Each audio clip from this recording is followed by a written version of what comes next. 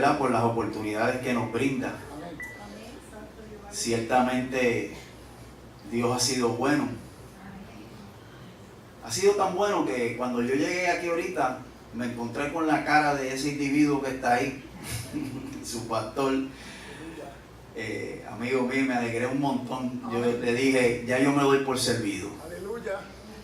Porque yo no veía a él y a su esposa, igual como del 2008, 2009, por ahí, que estuvieron conmigo en Misión Etno, en Amazonas. Y pues nada, fue un gozo tremendo entrar. Reciban saludos de la primera iglesia cristiana Discípulos de Cristo de Vega Alta, donde persevero, y de mi pastora, la reverenda Marta Ramírez de Cruz. Algunos de ustedes la han visto porque ella tiene un programa los viernes en televisión, en el canal de Gille, ¿verdad? Que todo el mundo sigue diciendo el canal de Gille. Ella los viernes está allí con un programa que se llama En Esto Pensar. Pues esa es mi pastora. Y le agradezco la oportunidad que me brindan de poder estar aquí con ustedes compartiendo parte de lo que Dios me ha permitido hacer. ¿Ok? Porque es Dios. Yo por mí, en mi carne, estaría haciendo un montón de cosas, pero ya no vivimos en la carne, así que hacemos otra. Voy a hacer una anécdota sobre cómo me contactaron la hermana Ruth. Mire, como ya dijeron, yo soy varias cosas que voy a abundar ya mismo, ¿verdad? Pero dentro de las varias cosas que soy, pues soy maestro retirado. Me retiré hace 2 años y medio del Departamento de Educación y soy agrónomo y trabajaba en agricultura y ahora mismo tengo un part-timecito en una finca. Y estoy un día trabajando en la finca y me suena el teléfono. Y cuando yo contesto, me dicen, ¿usted es el reverendo Rafael Amil? Chechi, yo rompí a reírme, sinceramente. Ella es testigo, la hermana. Yo me reí porque eso. Y dije, perdón, pero, o sea, yo soy Rafael Amil, pero yo no soy reverendo. Y me dijo, ¿usted no es reverendo? Ahí me habían dicho, no, yo no soy reverendo, eso me queda grande. Pero nada, me explicó de la actividad y todas esas cosas, ¿verdad? Y me dio 3 fechas a escoger. Yo no sé si ella se acuerda de eso, pero me dio el 9, el 16 y el 30. Y yo descarté el 16. ¿Qué día es hoy? Y yo descarté el 16. ¿Por qué descarté el 16? Porque se supone, según yo, ¿verdad?, que yo estuviera hoy con mi esposa en Paraguay. Ella está en Paraguay trabajando con un proyecto de traducción que ahorita les hablaré. Y yo, pues, mi deseo era, pues, estar con ella, porque casi siempre todas las cosas, pues, las hacemos juntos, como creo yo que se supone, ¿verdad? Aunque hay cosas que ella hace, porque ella hace un montón de cosas. Pero yo descarté el 16. Entonces, yo se supone que hubiese confirmado la fecha con la hermana Ruth. Mire, no hubo manera de yo conseguir la hermana. El teléfono grabado y todo eso, yo llamaba a ese teléfono, yo dejé mensaje. Ella dice que nunca encontró nada. Llamé a un amigo mío que fue el que me recomendó, Luis Avilés, un reúlo, para hacerle el cuento corto. No aparecía la hermana Ruth. Yo le dije al Señor, mire, como yo no soy reverendo, ni yo soy pastor, pues yo no voy a forzar esto. Si es tuyo, Señor, brega tú. Aleluya. Y seguí en mi finquita, tranquilo, seguí todos estos días. Eso creo que fue en el mes de julio. Y yo pues, lo dejé ahí. A que ustedes no saben qué pasó el jueves. Aleluya. Sonó el teléfono, ¿y quién era? La hermana Ruth. No, y para lo que me llama. Ella me llama para confirmar mi participación hoy aquí. Yo no le dije que yo iba a venir el 16. Yo le iba a decir, mire, póngame para el 9 o para el 30. Pero el 16 yo lo tenía descartado. Y ella me llama para confirmar. Diantre. A veces el Señor pone a uno en una situación un poco difícil, ¿verdad? Pero la cuestión es que ese mismo jueves mi esposa había partido para para Paraguay. A las 3 de la mañana estaba llevándola yo al aeropuerto. Y dije, bueno, ya la mujer se fue, no tengo nada que hacer el 16. Pues le dije que sí a Ruth, ¿verdad? Entonces, ¿por qué yo no estoy en Paraguay? Pues en mi humanidad, en mi carne, ¿verdad? Porque yo soy de carne, pues yo dije, bueno, no tenía los chavos, porque son 1.200 pesos el pasaje para Paraguay. Y yo no lo tenía en este momento. Así que mi esposa se fue y yo me quedé. Eso fue en mi carne. Que yo dije en mi espíritu. Debe ser que Dios quiere que yo esté allí. Algo querrá Dios que yo diga allí. Aleluya, aleluya. ¿Verdad? Porque nosotros creemos que en Dios no hay casualidades. Aleluya. Nuestra vida está en las manos del Señor. Amén. Y a veces hacemos planes y el Señor nos los cambia. Y hay veces que no hacemos planes y el Señor nos dice, va para allá. Pues nada, yo estoy aquí hoy. Aleluya. Yo no creo que fue casualidad, les voy a dejar que ustedes juzguen si es casualidad, si lo que yo traigo en el día de hoy pues los edifica a ustedes y les ayuda en algo, pues yo creo que fue de Dios. Aleluya. Amén. ¿Verdad? Así que yo creo que esta iglesia ahora, conozco al pastor, conozco a su esposa, así que yo imagino que estuvieron orando Amén. y el Espíritu le habrá dicho a la hermana de Ruth, mira, llámate al loco aquel que no era reverendo. Sí, porque en ese tiempo que yo no los conseguí pudieron haber buscado otros recursos. No buscaron a nadie. No hay más misioneros en Puerto Rico que pudieran venir a hablar aquí hoy. Aleluya. Hay un montón. ¿Ok? Pero la hermana Ruth se empeñó, digo, el Espíritu a través de ella, que fuera yo. Y yo le confirmé que iba a estar aquí y me gozo tremendamente. Aleluya. Amén. Ahora, ya la hermana Aurea les habló un poquito, yo le voy a decir quién soy yo. Lo primero que yo puedo decirle quién soy yo es que yo soy un siervo. Como se supone que usted sea un siervo. Amén. Porque ya Cristo lo compró usted a precio de sangre. Amén. Ya usted no se pertenece. Aleluya. ¿Ok? Pero yo soy un siervo un poco extraño. Y yo digo que trato de hacer lo que entiendo es la voluntad de Dios para mi vida. Y yo lo digo de esta manera porque, mira, yo le digo a mi esposa que ella parece que tiene el teléfono de Batman. Porque el Señor se pasa dándole mensajes y el Señor le dice esto y le dice aquello, y a mí yo vivo en un silencio espiritual que yo digo, bueno, yo no sé. ¿Será que Dios la quiere a ella más que a mí? No sé, digo, estoy vacilando, ¿no? Esa no es verdad, Dios no quiere a todo igual. Pero hay gente que tienen ese don. Dios usa a mi mujer de diferentes maneras. No voy a hablar de eso ahora, pero es una mujer de Dios tremenda. Y pues yo hago lo que yo entiendo. Yo sí le puedo decir una cosa a usted. Yo leo la palabra y yo estudio la palabra. O sea, usted no. Nos podemos sentar a hablar de lo que usted quiera y vámonos por ahí, hablamos y discutimos y chévere. Tú sabes. Y creo que las cosas que hago, yo las pongo en oración y si Dios abre la puerta, yo me tiro. Y me voy por ahí. Por eso es que yo digo que yo entiendo que estoy haciendo la voluntad de Dios. Yo entiendo que el estar aquí hoy es voluntad de Dios. Yo lo entiendo así. Aleluya. Si hay alguien que no lo crea, haga como en las bodas. Que dicen que hable ahora o calle para siempre. Espero que nadie se levante. Pero nada, ¿qué otros datos le puedo decir de mí? Pues yo nací en Ponce, me crié en Dorado, me convertí en el verano del 87. Aquí hay unas personas que yo creo que no habían nacido para ese tiempo. Hay otros que sí. Que ya Eddie estaba hacía tiempo por ahí haciendo un montón de cosas. Y me convertí en una iglesia que cuando yo se lo dije a la hermana Ruth, ¿qué? Yo me convertí en el ministerio de los catacumbas.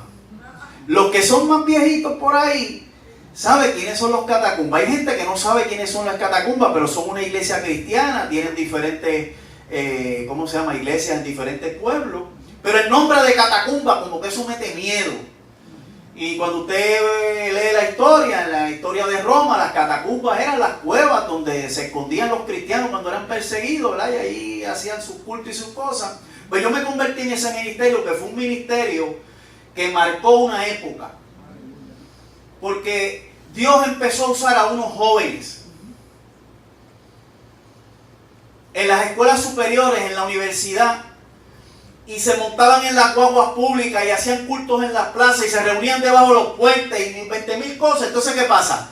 Que los cristianos que supuestamente hacen las cosas como tiene que ser, ¿verdad?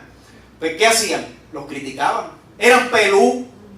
Por eso que ya no estoy pelú, porque se me está cayendo el pelo, pero pelú, con barba, y, ¿sabes? Y las muchachas eran como medio hippie.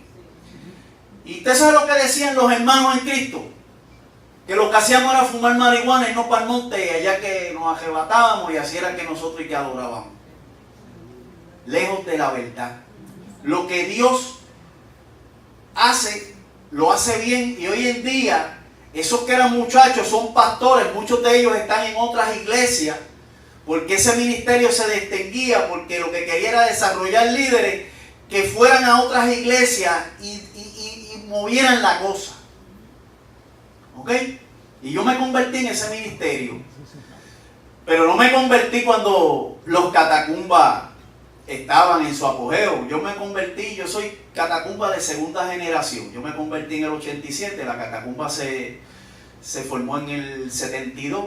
Y en la universidad estaban los catacumbas. ¿Usted sabe lo que yo hacía con los catacumbas? Discutir, tratar de avergonzarlo. ¿Ah? Y cuando me convierto en el 87, ¿a dónde me llevó Dios? Como decimos por ahí, ensucié el agua para luego bebérmela. Y le doy gracias a Dios que me convertí en el ministerio de los catacumbas, porque catacumba marcó mi vida de una manera que hoy en día yo pertenezco a una iglesia de discípulos de Cristo que son bien parecidos a ustedes. Y por eso la gente, cuando yo le digo discípulo, dice: este tipo es discípulo, usted no se parece a un discípulo de Cristo. ¿Por qué? Porque ya tienen, ¿verdad? No, los asambleas son así, los discípulos son así, pero entonces yo me quedé con el jebulú de los catacumbas. Y me gusta ser así, me gusta ser así. Y siendo así, Dios me ha usado para diferentes cosas, porque Dios no hace acepción de personas.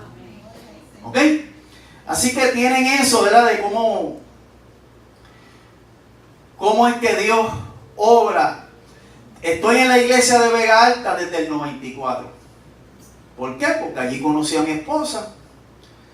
Nos conocimos de antes porque ella trabajaba conmigo, pero no voy a hacer esa historia aquí. La cuestión es que ella pertenecía a esa iglesia y pues o me iba para la catacumba con ella o me iba para los discípulos, y a ella no le gusta la catacumba.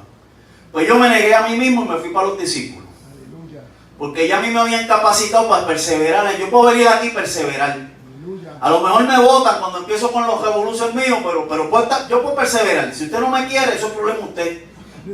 Pero yo estoy capacitado para perseverar aquí, en la discípulo, en la catacumba y donde sea. ¿Está bien? Y me fui para allá, y me han soportado, fíjense, todos estos años me han soportado. Aleluya. Como le dije, no soy reverendo, no soy pastor, pero en una ocasión, en el libro de Éxodo, en capítulo 4, versículo 2, Dios le dice a Moisés: ¿qué tienes en la mano? Y Moisés le dijo: una vara. Pues eso vas a usar, la vara. Porque Dios estaba llamando a Moisés para que fuera allá a donde Faraón, y entonces el diálogo es que Moisés le está diciendo: mira, esa gente no me van a creer.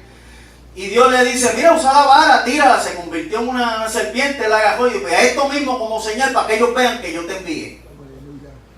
¿Ok? Entonces, ¿qué yo tengo en mi mano?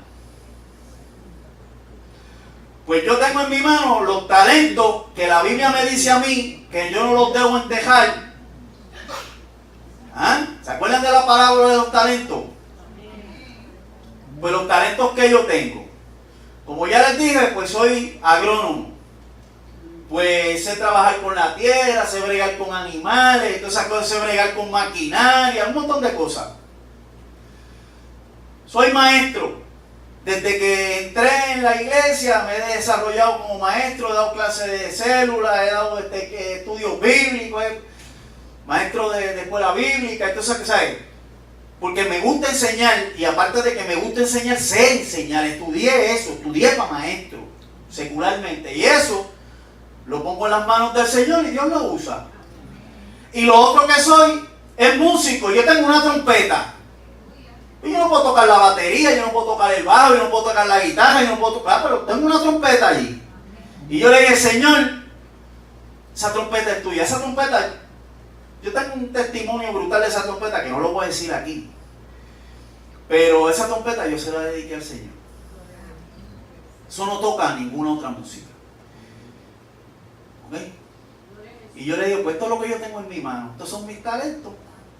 Y con esto es que puedo bregar. ¿Y qué hizo Dios con lo que yo tenía en mi mano? Bueno, pues desde que llegué a la iglesia, lo primero que hice fue integrarme a la célula evangelística. ¿Por qué? Porque yo vengo de una iglesia que es calle. Los catacumbas, eso era metido en todos lados, y donde la iglesia regular no entraba, para allá iban ellos.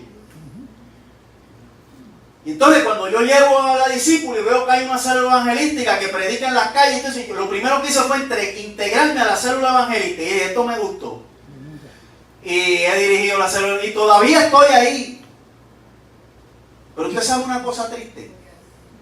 Yo estoy en una iglesia grande y a la célula evangelística vamos 2, 4. Esa es la realidad. Pero como Dios no me dijo vete con un ejército, me dijo ve tú, pues yo voy, y si tengo que ir solo, voy. Y llevo un montón de años en la célula evangelística. Dentro de la organización, ¿verdad?, de la iglesia, pues también he pertenecido al comité de evangelismo. O sea, todo lo que tiene que ver con evangelismo y todas esas cosas a mí me gustan. Y pues he pertenecido, una vez dirigí, al año me sacaron, pero anyway, dirigí. Soy maestro de célula, escuela bíblica, músico, y en la iglesia también me integré al comité de misiones de la iglesia. Porque mi esposa, desde que se convirtió, se tiró de cabeza en misiones, y usted sabe, yo voy detrás de ella. Y ella, en un momento, fue como 10 años la presidenta del comité de misiones de la iglesia, y yo estaba allí. Y las misiones, muchas veces las misiones, la gente piensa en misiones en cosas de afuera, que vamos a hablar ya mismo, pero hay misiones aquí también. Amén. Entonces, ¿qué pasa? En el comité de misiones de la iglesia nosotros hemos hecho, aparte de los trabajos que se hacen regularmente de evangelismo y cosas de esas, hicimos una vez una misión en el barrio Candelaria de Vega Alta, que era una invasión que se había formado hacía poquito. Y estuvimos trabajando, visitando casas, y hicimos 20,000 cosas, llevamos ropa, cultos, de todo. Se trabajó con esa comunidad un tiempo. También se hizo con un residencial que está al lado de la iglesia de nosotros. Allí se dieron hasta clases de costura y se les regalaron unas maquinitas algunas, se bregó con los niños, se hicieron un montón de cosas. Fuimos al barrio Bartolo de Lares, que había un pastor discípulo que se había ido para allá, Pedro Rivera, y fuimos a apoyarlo a él también en la obra. Ese era para el tiempo de Toño Bicicleta. Una vez Toño Bicicleta se le montó en un jeep a él. ¿Sí? Y fuimos allá. Y fuimos al barrio Castañer también, que es cerquita de Bartolo. Y estuvimos, y cuando le digo fuimos, no fue que fuimos una vez. O sea, que estuvimos trabajando allí. Fuimos al barrio El Limón a ayudar a un pastor que había también allá, discípulos de Cristo, que estaba en el barrio El Limón de Mayagüez. Fuimos al barrio Borinquen de Aguadilla, que había otro pastor. O sea, había una necesidad, había un pastor que necesitaba un trabajo, un apoyo, y ahí va el comité de misiones, vamos a apoyar a ese pastor. Porque eran iglesias pequeñas que no tenían muchos recursos y necesitaban esa ayudita en lo que caminaban. Así que se hicieron muchas cosas en el comité de misiones de nuestra iglesia allí en Vega Alta. Aparte de la iglesia, que es uno de las cosas que yo más he apreciado en mi vida cristiana. Hasta este año yo estuve tocando y cantando y todas esas cosas en un grupo de Plena Cristiana que fue el primer grupo que se formó en Puerto Rico. Cuando sonó la plena, ahora no, ahora todavía está reggaetón. Yo no tengo problema con eso. Pero cuando se formaron los pleneros del Cristo Vivo, julio de 1982, este año cumplieron 36 años. Usted sonaba un pandero en una iglesia y buscaban aceite y eso era para ungirlo porque usted estaba endemoniado. Esa música no era de Dios. Pero ¿qué pasa? Ese grupo se formó en las catacumbas. Y en las catacumbas pues no había ese problema. ¿Entiendes? Y yo llegué 10 años, cuando ellos cumplieron 10 años. Y estuve de los 36, estuve 26 con ellos. Y para mí eso fue una experiencia brutal porque con los pleneros yo fui, nos metimos en La Perla, en residenciales, en Aguada. Bueno, te digo, hemos recorrido 20,000 sitios. Dios nos llevó y vimos la gloria de Dios en diferentes maneras. Para mí eso es un tipo de misión, usando la música en el evangelismo. ¿Qué otra cosa hice aparte de la iglesia? Pues viajes misioneros. Y de eso pues le quiero hablar ahora un poquito. Viajes misioneros al campo, a lo que llaman al campo, como si Bonito no fuera un campo. O esto aquí, esto no es un campo. Este es el centro de Arecibo. Un campo. Entonces, pero la gente cuando dice misionero del campo, pues no es el campo de otro país. Pues vamos a hablar del campo de otro país. Mi primer viaje misionero, 2002. ¿A dónde? Al Delta Macuro, en Venezuela. ¿Qué es eso del Delta Macuro? Pues el río Orinoco, que es uno de los ríos más grandes del mundo, cuando desemboca, se abre, ¿verdad? Y esa que cuando se abre así, eso le llaman el Delta. Y el nombre indígena es Amacuro. Y allí hay una etnia que se llaman los Guarao. Mi esposa había ido como 3 veces con la agencia misionera AMIES, que tenía un grupo trabajando con los Guarao. Y ella estaba empeñada en que yo me diera un viajecito para allá. La jefa. Eso es que dicen que el hombre en la cabeza, eso hay que arreglarlo en la Biblia. Porque ni en casa. ¿Está bien? La cuestión es que yo me doy mi viajecito para allá, para los Guarao. Mire, para los que han participado en viajes misioneros, por lo general, cuando usted va las primeras veces, un viaje de 2 semanas, eso es mucho. Hay gente que a la semana y pico están pidiendo la bomba. Están locos por irse para Puerto Rico, porque allá están durmiendo en hamacas, están comiendo cosas que no están... Medio, ¿usted ha comido alguna vez espagueti con gandules? Y ¿sabes? No le quiero hablar de comer gusano ni tortuga, no, vamos suave. Espagueti con gandules. La mixtura es el gandul. Y el espagueti blanco. O sea, no es con salsa de espagueti. No, un espagueti blanco y un gandul guisado encima, unos gandules. Esa era la comida. Entonces, cuando usted está un mes comiendo jamonilla, mire, desde el 2002, que yo le estoy hablando, cuando yo regresé, una vez nada más yo he comido jamonilla porque me invitaron. Y cuando usted lo invita a una casa, usted come lo que hay. Pero en casa no se ha comprado una lata de jamonilla más nunca. Se lo digo delante de Dios. Y si usted me invita, yo me la como, pero yo ir al colmado y decir, ¡Ave María, estoy loco! No, eso se eliminó. Porque era, si no te la daban por la mañana, te la daban en el almuerzo, te la daban en la cena, con espagueti, con ajo, como sea, con galletas. Ese es el campo misionero. ¿Entiendes? Y entonces, ¿qué pasa? 2 semanas con una persona que va la primera vez es mucho. ¿Usted sabe cuándo yo fui la primera vez? Un mes. Que todo el mundo dijo, diantre, tú vas a estar un mes allá. Y pues como yo estaba con la mujer, un mes, yo estoy aquí un mes. Y mire, se enfermó medio mundo, yo no me enfermé. Yo por poco me convierto en un guarao, porque los guaraos son bien sedentarios, no trabajan.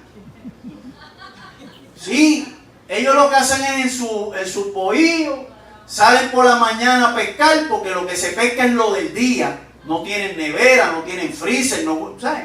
Van y pescan, ellos viven de río y pescado con casabe. Y yo por poco me quedo en una cosa de aquella, un bohío de aquello, y digo, muchachos, aquí hago yo 10 años y no hacen nada. Yo me vine para acá y lo que iba a ser un choque cultural y una cosa, y para mí eso fue... Ahora, le estoy diciendo esto a modo de broma y todo eso, pero se trabajó. ¿En qué trabajamos nosotros allí? Bueno, en los guaraos se trabajó primeramente en la construcción de un vivero para plantas. Mi esposa es agrónomo, yo soy agrónomo, ya ella había ido 3 veces antes, tenía en mente hacer un proyectito para enseñarle a ella, sembrar habichuelitas, sembrar sus cositas para que tuvieran variedad. Porque te digo, lo que comen es pescado y casabe.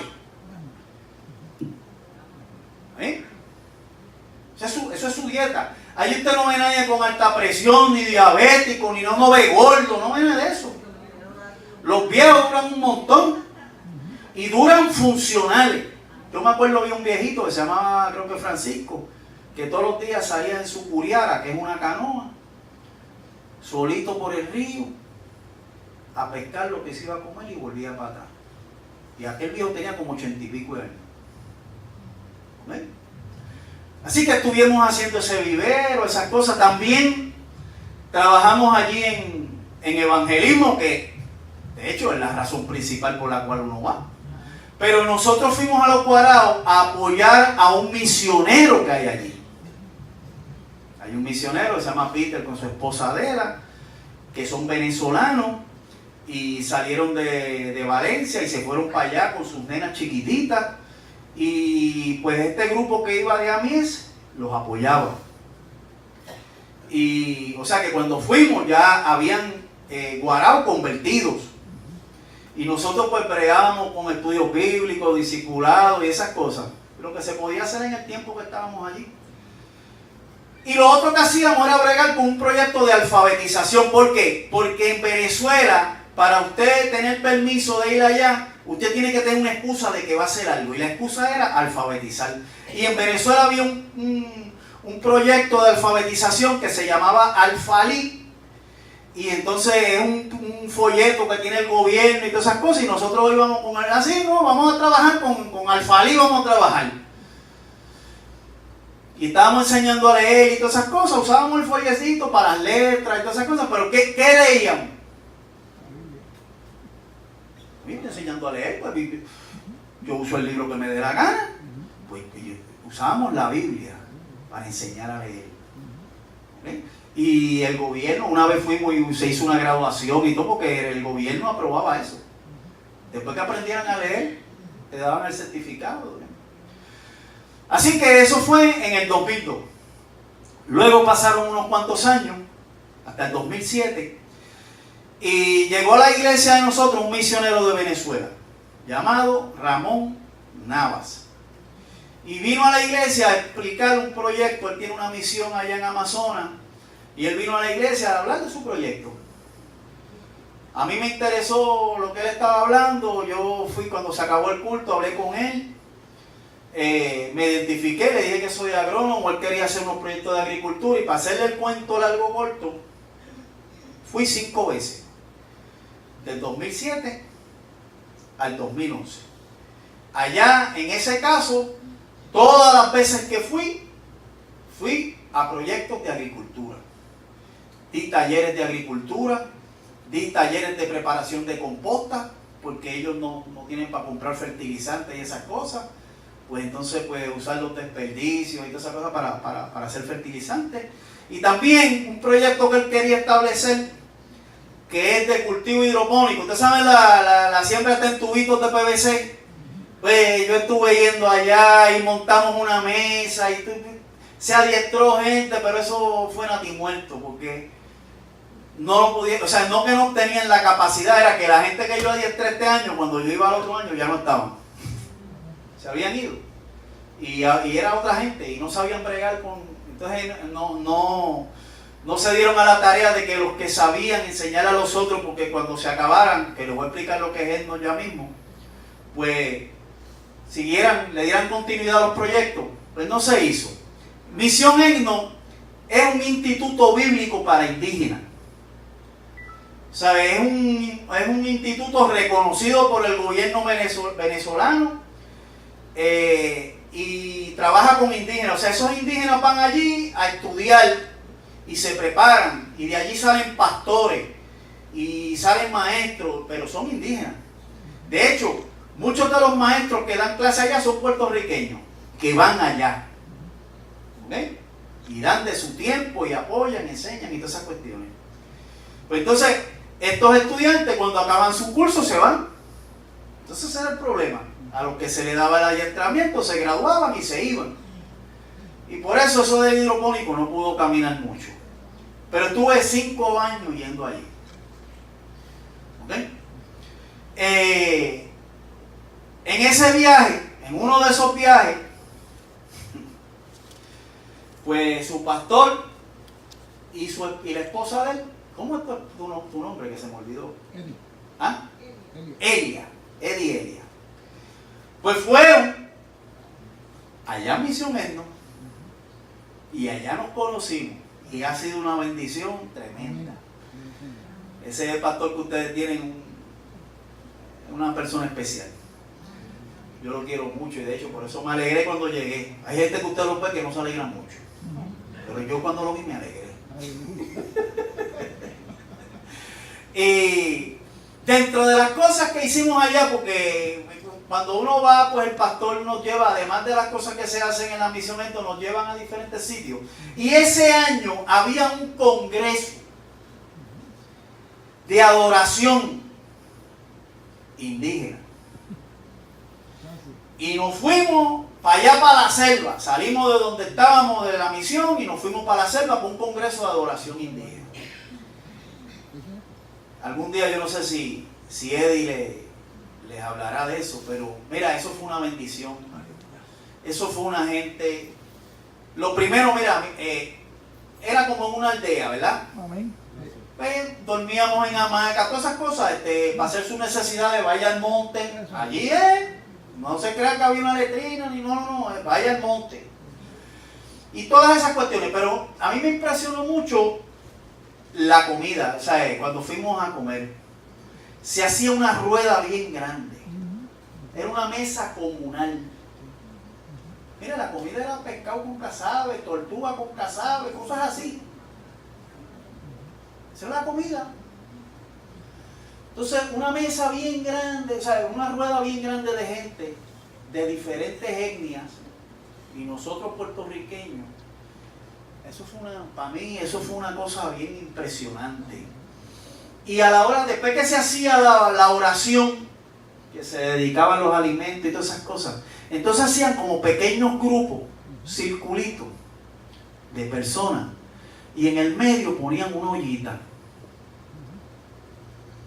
Y esa ollita lo que tenía era pescado, caldo de pescado. Porque tampoco es pescado frito, no se creen que es pescado con tostones, no. Son caldos de pescado y pescado de río. No es chillo, no, es pescado de río. Y casabe. Y usted se sentaba ahí alrededor con los indígenas y todo eso. Y entonces la comida era que usted cogía un pedazo de casabe, mojaba en el caldito, comía y comía del pescado. Todo el mundo todo el mundo metiendo la mano en el mismo ahí. O sea, no era que te servían de ahí un platito, no. Todo el mundo metía la mano. Usted sabe cómo son la gente, ¿verdad? Que los puertorriqueños a veces como que pero viene, porque si usted no coma. Para mí fue una experiencia tremenda. Y de ese congreso, lo que le quería contar es que su pastor aquí y yo les enseñamos a los indígenas 2 coritos. Yo le enseñé, como ya les dije, yo tocaba en un grupo de plena, pues les enseñé el ritmo de plena a ellos, con unas congas. Tum, tum, tum, tum, tum, y ahí se quedaban, no era que estaban quinteando ni nada de eso, era, tú sabes, la base. Y con ese ritmo montamos 2 coritos. Montamos el justo florecerá como la palmera. El justo florecerá como la palmera y crecerá. Ese corito, muchachos, pues esa gente cuando aprendieron ese corito, mire, eso era dale, dale, dale, dale, dale, el mismo corito y el mismo corito, ta, ta, ta, ta, ta. Y entonces Eddie les enseñó a otro que los que esperan en Jehová, los que esperan en Jehová, a tiempo de plena. Los que esperan en Jehová, como las águilas. Muchachos, y esa gente ahí, mire, sin mentirle, se amanecieron tocando. Nosotros nos fuimos a dormir, cada uno para allá, para su hamaca, y esos tipos tocan las mismas canciones. Y usted sabe que uno la oye una vez, la oye otra, ya la quinta, otra vez. Pues imagínense la noche, porque para ellos esos coritos eran nuevos. Así que no se extrañe si algún día usted va al Amazonas y oye un ritmo de plena por allá. ¿Ah? Dice usted, plena. ¿Ah? Se le enseñó a unos allá. Yo espero que lo hayan seguido practicando, porque ellos, eso sí, déjeme decirle, los indígenas, usted le enseña algo y ellos y siguen y son, ¿cómo se dice? Cuando usted es una persona que perseverante, esa es la palabra. Ok, así que eso fueron dos misiones diferentes, los Guaraos, Amazonas, y actualmente estoy con esta gente. Mi esposa es directora de los países de habla hispana de un proyecto de traducción bíblica. Y volvemos a lo mismo. Ella va por ahí y yo voy detrás. Ella es la directora, yo no soy director. O sea, esto no es como en las iglesias. Digo, en algunas iglesias, porque en los discípulos de Cristo eso no se acostumbra. O sea, en mi iglesia la pastora es Marta. El esposo de ella, que es Crenley, es el esposo de la pastora. Hay otros ministerios, otras iglesias que, por ejemplo, Eddie es pastor y cogen a Elia y le la meten de pastora. Y entonces este tipo se fue a estudiar. Tuvo un misionero, aquella misionera nada más que cocinar y criar los hijos, y es pastora. ¿Sí? Y muchas iglesias, pues uno se convierte en pastor por añadidura, ¿verdad? Pues yo no me convertí en director. ¿Sabes? Mi esposa es la directora, pues yo no soy el director. Yo soy el esposo de la directora. Y actualmente estamos trabajando en unos proyectos de traducción. Como les dije ahorita, mi esposa se encuentra hoy mismo, está en Paraguay. Les voy a hablar de eso ya mismo. Pero, mire, la traducción bíblica es un proceso que tomaba muchos años. ¿Por qué? Pues había que buscar una persona, un traductor, que tuviera conocimiento en lingüística, que estuviera dispuesto a irse para un sitio donde hubiera la necesidad y ir primero a aprender el idioma, porque no lo sabía, así que tenía que ir a aprender. Y identificaba un nacional, que es una persona del pueblo donde él iba a trabajar, que muchas veces no es cristiano, pero casi siempre es de los primeros que se convierte, porque como está expuesto a la palabra, pues por osmosis se convierte eso. Pero ese proceso era un proceso bien lento, y la traducción de un Nuevo Testamento, no la Biblia entera, de un Nuevo Testamento, estamos hablando de que tarda por lo menos 10 años. Porque eso lleva revisiones, eso no es. 10 años. Entonces, hay un individuo en esta organización que es una persona docta, ¿verdad? Y él inventó una metodología que se llama MAST. M-A-S-T. Y MAST, Mobilized Advanced Support Traduction. Olvídese de eso. ¿Qué es MAST? Pues mire, usted coge la Biblia y ahora mismo mi esposa está en Paraguay. Mi esposa, estas 2 semanas van a estar trabajando con una etnia que ya empezaron trabajo. Actualmente ellos tienen ya el 72% del Nuevo Testamento traducido. Ahora se espera que en estas 2 semanas terminen el 28% que falta para tener el borrador. No completo, sino el borrador. Y en esta metodología, con 3 visitas a Paraguay, esta es la tercera que ella está haciendo, con esta gente. Se llaman los Toba Mascoy. Con 3 visitas de 2 semanas, se supone que acaben el Nuevo Testamento. Porque no es un tipo que va a traducir, sino que se buscan personas de la etnia y es un grupo. Y entonces se coge, por ejemplo, el Evangelio de Marcos. Tú me vas a traducir el capítulo 1, tú el 2, tú el 3, tú el 4. Entonces después que se reparten, que están traduciendo, entonces se empiezan a revisar. Tú revisas el de aquel revisa el otro. Y entonces el trabajo se avanza mucho más. Y con eso estamos trabajando. Actualmente en Paraguay ya hay 2 etnias que tienen su Nuevo Testamento en su lengua, que son los H y son los Guaraní Yandeva. Y se espera que en estas 2 semanas los Toba Mascoy acaben el de ellos. O sea, estamos hablando en 2 años, 3 Nuevos Testamentos. Y digo 2 años porque no estamos allí todo el tiempo, sino que van. ¿Ok? Así que es un trabajo, miren, y déjenme decirles, yo he ido a algunos viajes a Paraguay, también estamos trabajando también en México, y trabajar con los indígenas, eso es otra cosa. Y cuando ellos terminan ese trabajo, mira, usted coge la Biblia por ahí, y nosotros la cogemos y la tiramos, la dejamos en cualquier lado. Cuando a esa gente se le entrega el borrador para que ellos se lo lleven a su comunidad, mira, esa gente va con la Biblia así, porque están llevándole a su comunidad la primera vez la Biblia en su lengua. Porque nosotros los misioneros vamos y llevamos las Biblias en qué idioma, que en inglés, en español. Estoy hablando nosotros los puertorriqueños, vamos a cualquier sitio por ahí, vamos con nuestra Biblia en español. Y muchos indígenas hablan español. Igual a su propia lengua es otra cosa. Para ellos es la gloria de Dios literalmente, porque están en la lengua de sus ancestros, en la lengua que hablan, o sea, lo que ellos hablan allá. Porque ellos acá vienen a nosotros y nos hablan en español, pero en las comunidades de ellos no hablan español.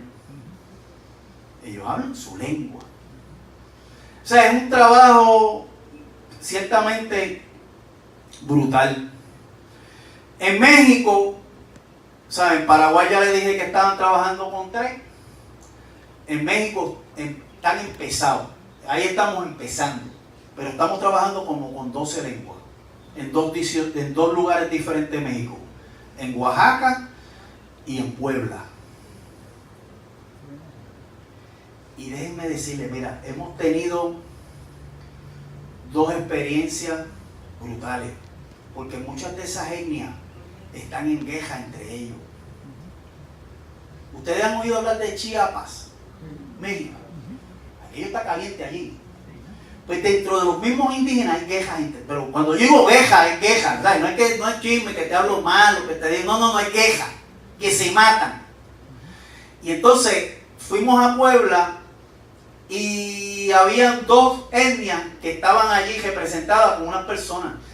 Y tuvimos, mire, una de las noches se pidieron perdón a nombre del pueblo. Una cosa brutal. Y lo mismo pasó allá en Oaxaca. Las 2 veces el espíritu se metió y los redargulló y se pidieron perdón. Y mi esposa me cuenta que en Paraguay también pasó lo mismo.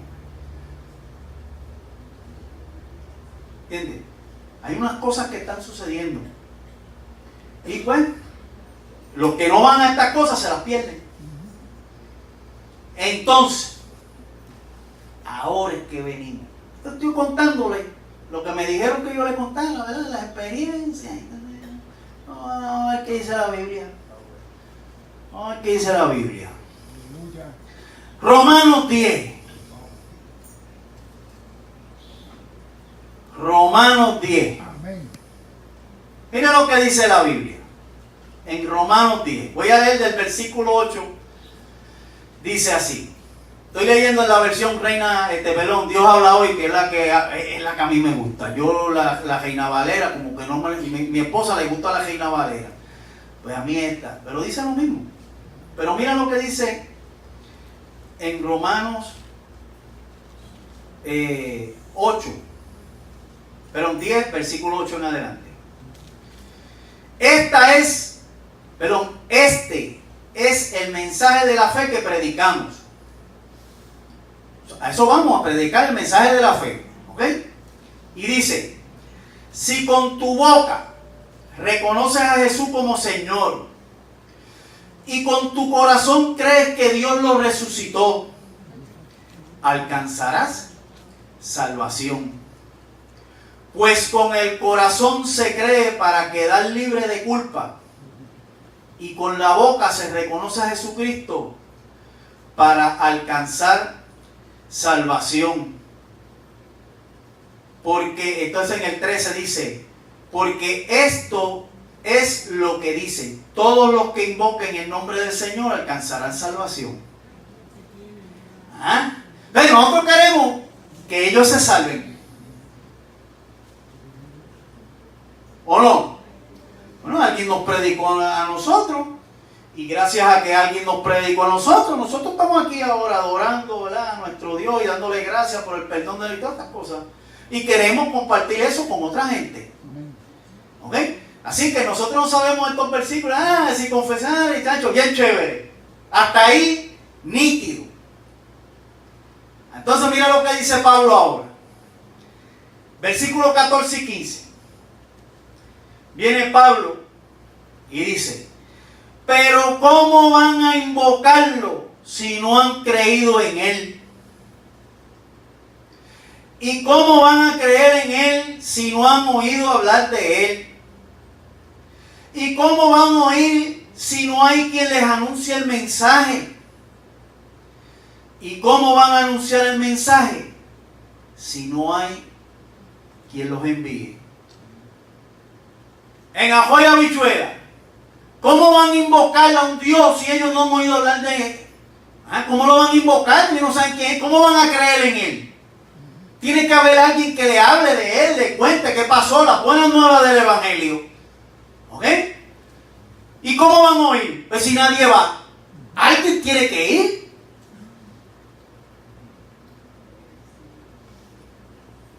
¿Y cómo van a ir si no hay quien los envíe? Y aquí hay una palabrita para la iglesia. Los que se supone que envíen misioneros son las iglesias.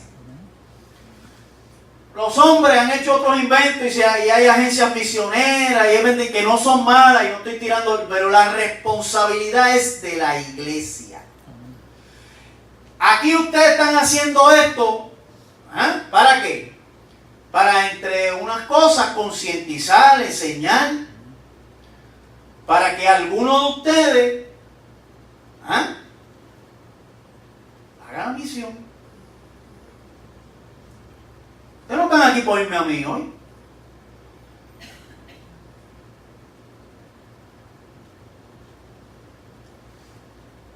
Así que, ¿cómo? Si no hay quien los envíe. Y déjenme decirles, no solamente que los envíe, que los sostengan. Porque hay un montón de misioneros en el campo. Mira, por ejemplo, yo me voy ahora mismo a misionero y usted no me tiene que sostener a mí. Pues yo tengo mi pensión, a menos que me la quiten. Sí, porque esa, también, después que nos estábamos trabajando, ¿verdad? Ahora nos quieren tocar las pensiones. Pero vamos a ponerle que no, y yo me voy ahora mismo, voy para allá y tengo mi pensión, y con lo que yo recibo aquí de pensión, yo puedo vivir en Amazonas, yo puedo vivir en México y vivo bien. Pero no todo el mundo es así. Entonces hay gente que dejan sus trabajos, dejan su familia. Hay gente que viaja de misionero con sus hijos. Eso no está fácil. Porque nosotros acá, ¿qué decimos? No, cuando mis hijos estén grandes ya, que se casen, entonces yo me voy. Pero ¿y qué pasa? Llegan los nietos. No, tacho, ¿cómo yo me voy para allá ahora? Dime a ese nieto mío. Mira, tacho. ¿Entiendes? Pero hay gente que no hace así, hay gente que se va con sus hijos, chiquititos. Y no para lugares fáciles. ¿Ok? Y muchas veces esos misioneros que están trabajando para allá tienen que regresar. Porque las iglesias dejan de sostenerle. Mire, una vez una señora me dijo a mí, mire, usted, en esas profecías que le traen a uno, usted va a ser pastor, chacho. Yo me eché a reír y dije, mire, yo no me puedo pastorear yo mismo, voy a pastorear a él. Yo no quiero ser pastor. Si algún día usted me ve pastoreando a mí, crea que Dios lo hizo. A Eddie le van a pedir cuenta de cada uno de ustedes. Yo quiero dar cuenta por mí, pero que me pidan cuenta por otro. Que a lo mejor uno quisiera cogerlo y darle contra el piso. Y no puede. Eddie no puede coger a nadie aquí y darle contra el piso, ni agarrarlo por el cuello. Ganas no le faltarán. Pero no puede hacerlo. Y entonces le van a pedir cuentas a él. Oye, no, yo no quiero ser pastor. Pero gloria a Dios por los que quieren ser pastores. ¿Entiendes? Así que si usted algún día me ve pastoreando, crea que fue Dios. Créalo. Yo espero que no me vea. Sí, porque las posibilidades de que le dé contra el piso son grandes. Yo no soy Eddie. Todavía Dios está trabajando conmigo. ¿Cómo podemos ir a la misión? Eso ustedes lo han oído antes. Esto que yo voy a mencionar ahora, ustedes, esto lo dicen en todas las cuestiones de misiones. Todo el mundo viene y pone el cassette y repite lo mismo. Y yo lo voy a mencionar por encimita nada más. ¿Cómo usted puede ir a la misión? Pues lo primero, una manera de usted ir a la misión, orando. ¿Hay alguien aquí que no puede orar?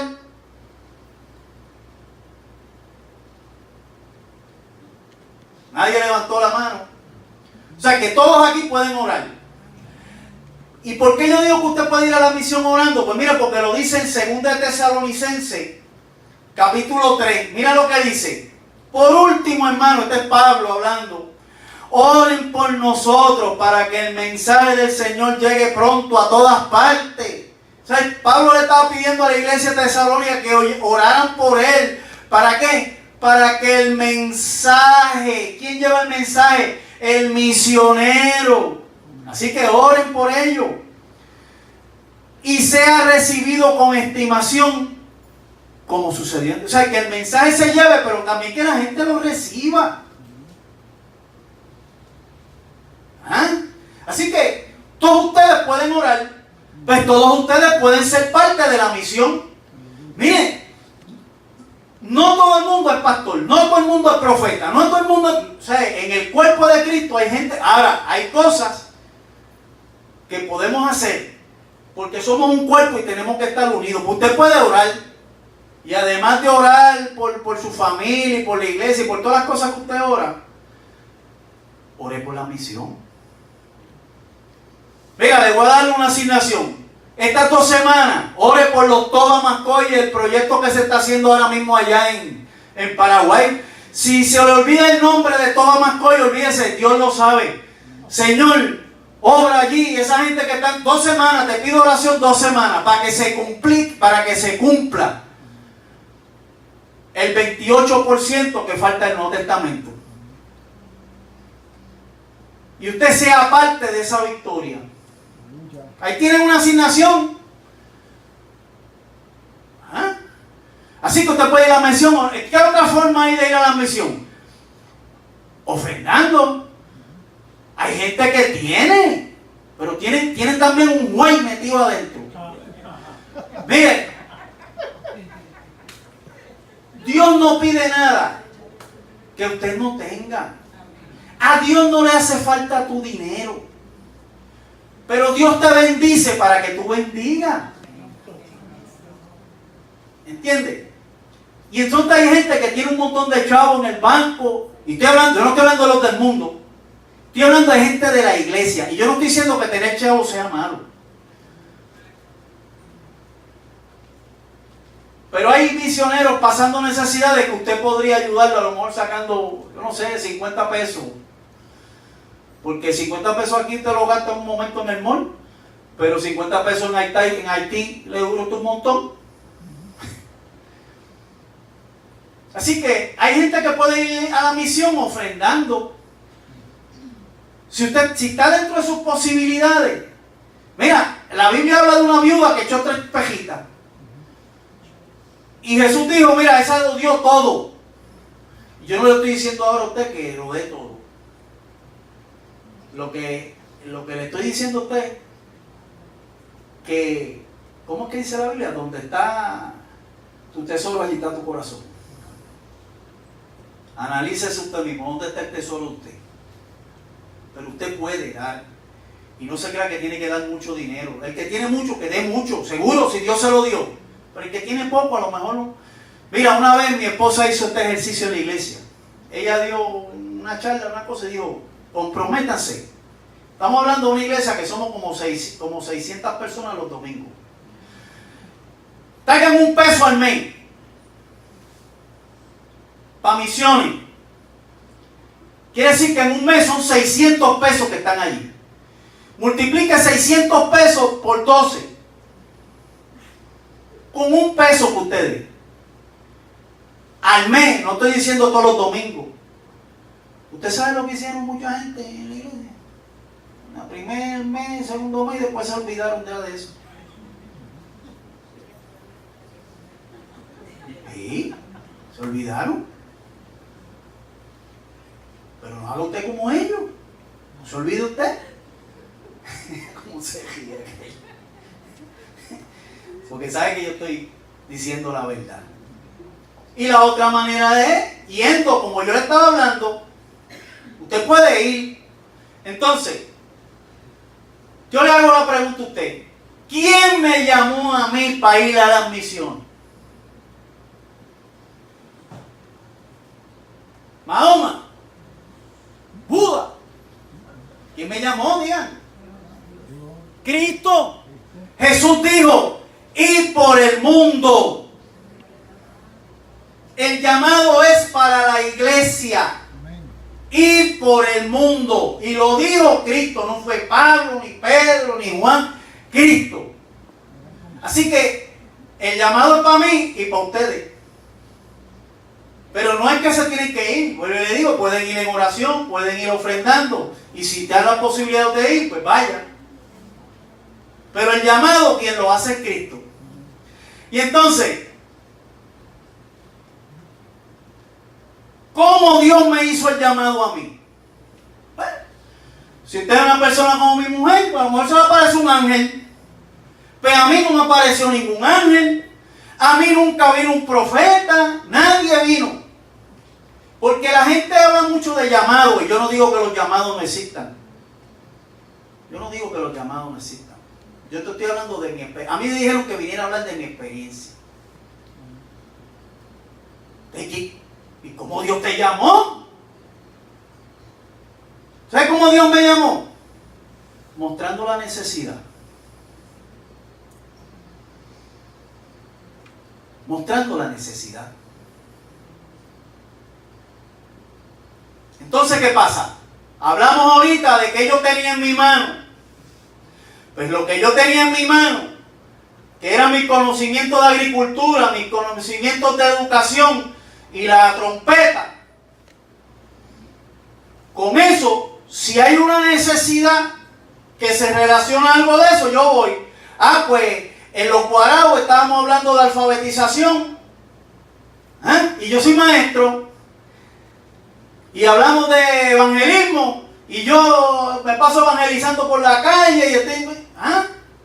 Y cuando voy allá a Venezuela, ¿qué era lo que hacía falta? ¿Cuál era la necesidad en cuanto a mí? Los proyectos agrícolas.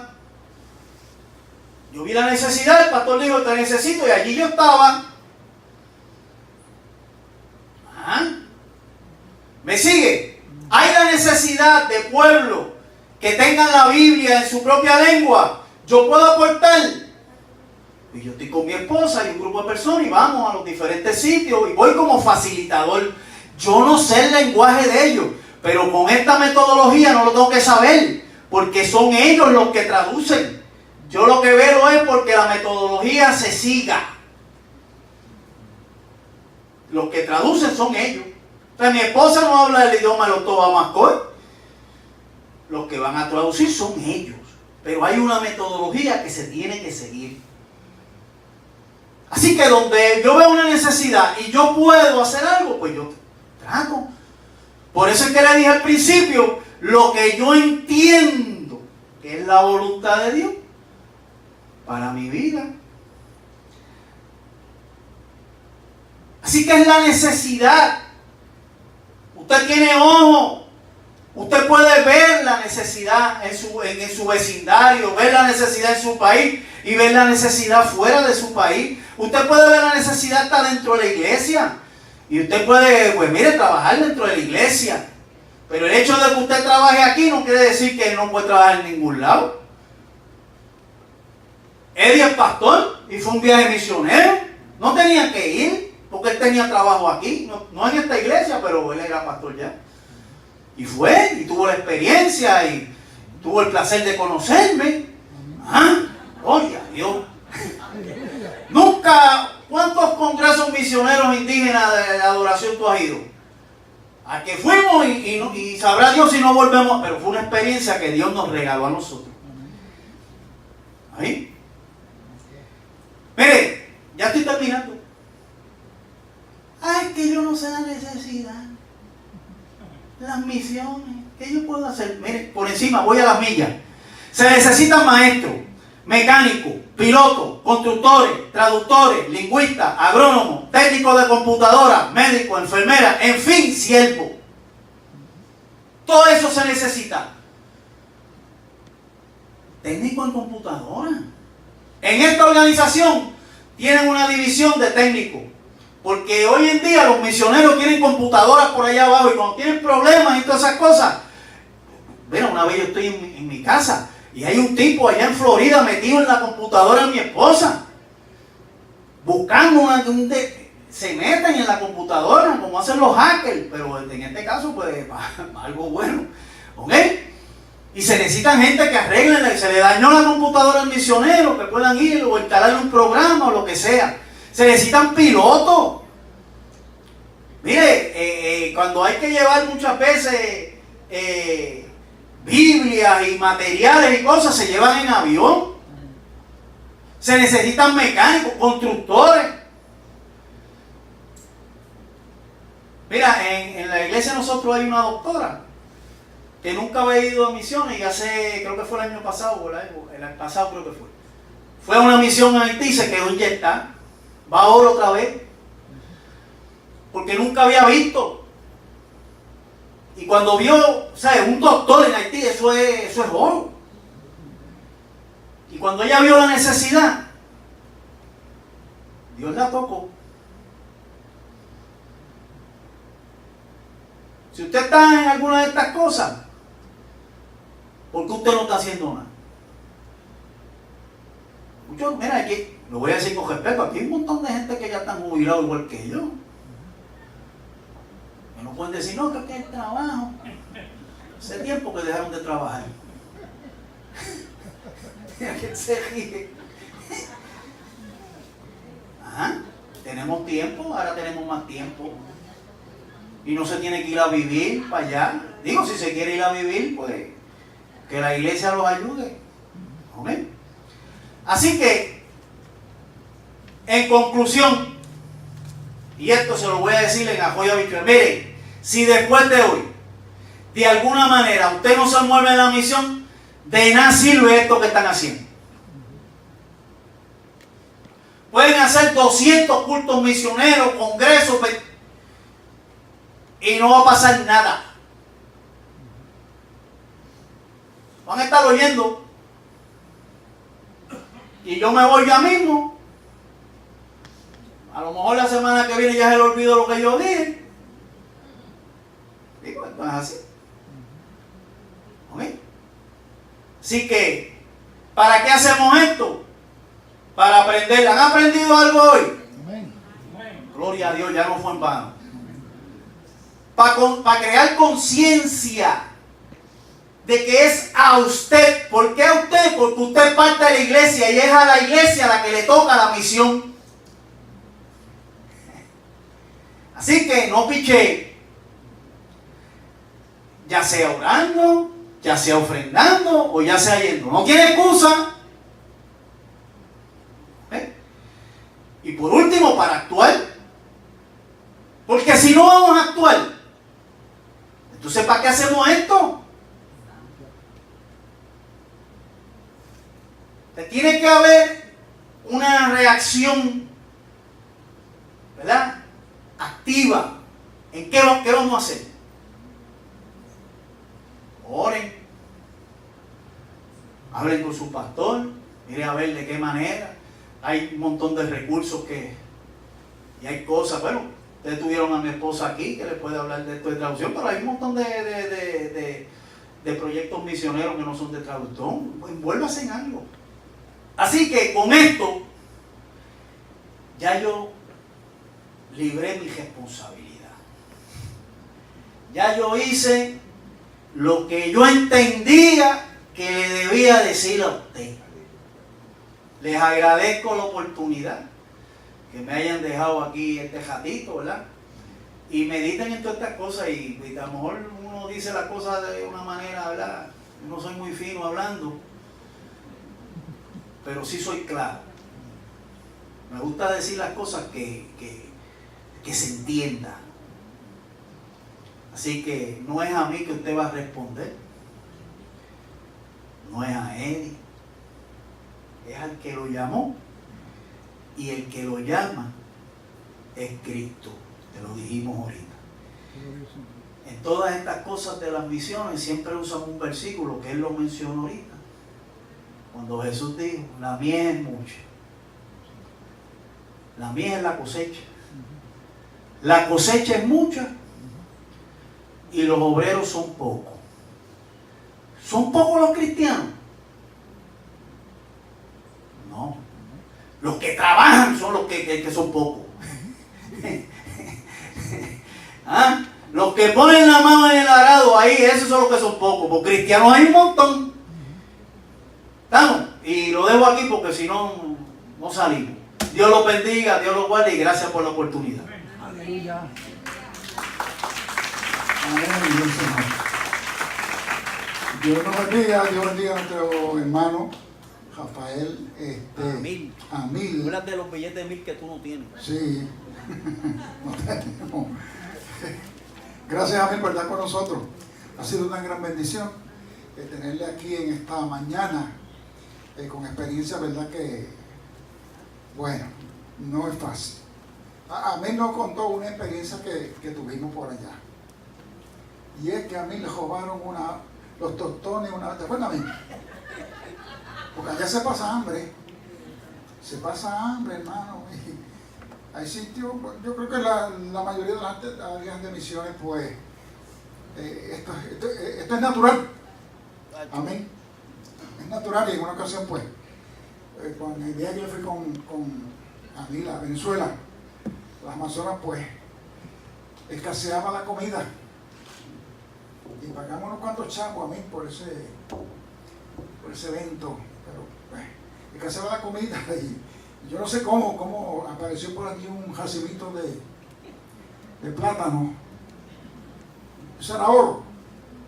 Para nosotros que nos encantan los puertorriqueños, los tostones. Sigue siendo oro. Y sigue siendo oro. Y los dividieron, creo que, me parece que a 3 tostones por hermano. No me acuerdo. Como 3. Yo creo que a mí le llevaron, alguien se le llevó uno. Amén. Y la cena de él fue 2 tostones y otra cosita más. A la verdad que estábamos locos por volver a nuestra abundancia acá. Aleluya.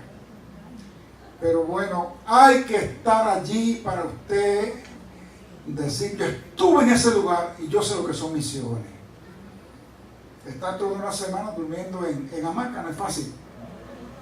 No es fácil. Usted se monta una máquina en su casa y ¡ay, qué bueno la brisa! 1 hora o 2 horas. Un ratito. Pero pasar una noche de 8 horas, ok, 4 o 5 noches de 8 horas, y una de esas noches con una lluvia torrencial que te tira agua por el norte, por el sur, por el este y por el oeste, y la maquita tuya tira agua por todos lados. Oiga, hermano, una cosa es decirlo y otra estar allí. Pero todo esto lo hemos hecho y lo seguiremos haciendo, si hay que hacerlo, por amor a las almas. Porque como bien dijo nuestro exponente de la mañana, nuestro hermano Amil, el Señor dijo, vayan por todo el mundo. Y ese vayan es a todos, no a los pastores nada más, ¿verdad? Lleven el evangelio de la criatura. Ese es un mandato, ese es el mandato principal, usted lo encuentra en la Biblia. Cuando Cristo haya dicho, vayan, hay un solar en tal lugar, busquen carpintero, busquen ingeniero, hagan allí un gran lugar para adoración y métanse todos allí. Amén. Ese no fue el mandato principal, pero la sinagoga siempre la había en Jerusalén y ahí se congregaban, ¿verdad? Los hermanos en la fe. Así que el mandato sigue siendo, vayan. Y como dijo nuestro compañero, hay unas cuantas maneras de ir. Unos van con oración, otros van con la participación económica, como decía alguien del Concilio Pentecostal de Mejí. Unos van con los pasos y otros con los pesos, los que pueden aportar. Y podemos aportar todo el mundo. Uno que más que menos, todos podemos aportar, hermano. Y los otros, pues ya son los más esforzados, los que van al campo misionero a llevar la palabra, a construir, a enseñarles a estos indígenas, amén, las dificultades, cómo resolverles y cómo ayudarles en ese sistema de vida bien precario. A mí yo me gocé muchísimo en este viaje cuando entramos a una etnia, íbamos rumbo al altiplano, ¿te acuerdas? Donde el Congreso. En el proceso entramos a una etnia que está metida en un bosque. ¿Y cómo estaban aquella gente? Yo creo que eran los panares, yo creo. En unas necesidades y la enfermedad, la enfermedad que hay en el pulmón, que aquí ya se radicó. ¿La qué? Tuberculosis, eso estaba allá al palo. Y entramos con mucho riesgo, hermano. Y también, vi también en nuestros paneles, vi como un muchacho en la selva, hermano, tocando un órgano. Y lo alto que era, un indígena. Aleluya. En mi corazón ha estado en la misión y yo he ido a muchos lugares del mundo a misiones por corto tiempo, pero yo he estado en Marruecos en misiones, he estado en España, amén, en México, en Oaxaca, ahí fui. Era un pueblito que las calles eran todavía, las calles eran tierra todavía, en ese área, ya montando uno para Sudamérica, por ahí para Giro, ¿verdad? En Oaxaca, cerca de los Chiapas. Así, hermano, que una cosa es decirlo, una cosa es oírlo, y otra cosa es estar.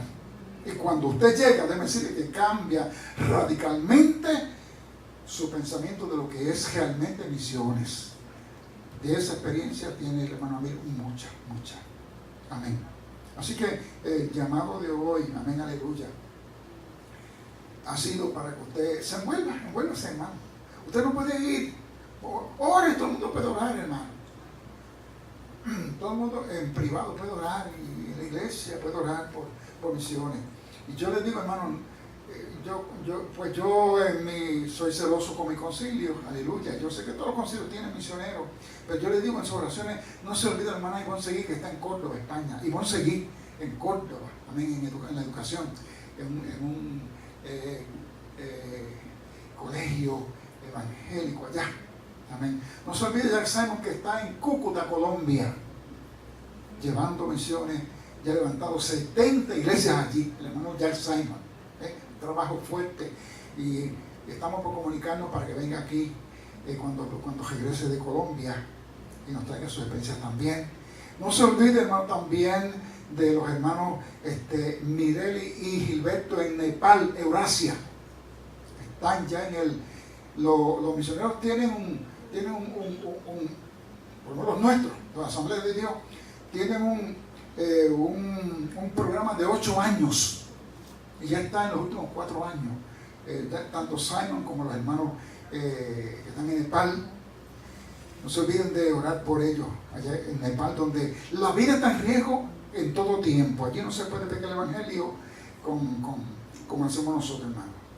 Allí tienen que ser amigos de una persona y en esa amistad, poquito a poquito, irle dando gotitas del evangelio para que ellos lleguen a conocer. Y así es. No se olviden, hermanos, también de tener en nuestras oraciones a esta muchacha de apellido Josado, cuya mamá es la pastora de una iglesia nuestra, Josa Josado, no sé si en Vega Alta o Toa Alta. Toa Baja está ahí. Toa Baja. Sí, esa es la hija de Guinea. En Guinea Ecuatorial. Y para allá sale, ya el 27 de este mes, sale la hermana Nancy Ocasio, de acá, el pastor de la iglesia de Miraflores. Va a estar en los últimos tiempos de ella allí, va a estar un mes, porque ahora ella cumple los 8 años, ya sale de allí. Amén. Y cuando estoy hablando con la hermana Ruth, porque vamos a intentar de contactar a esta muchacha que está ya en Guinea Ecuatorial para el culto de diciembre. Vamos a intentar mostrar la experiencia de ella allí en África, bregando con la niñez. Vamos a intentarlo. Así, hermano, que hay mucho por qué orar.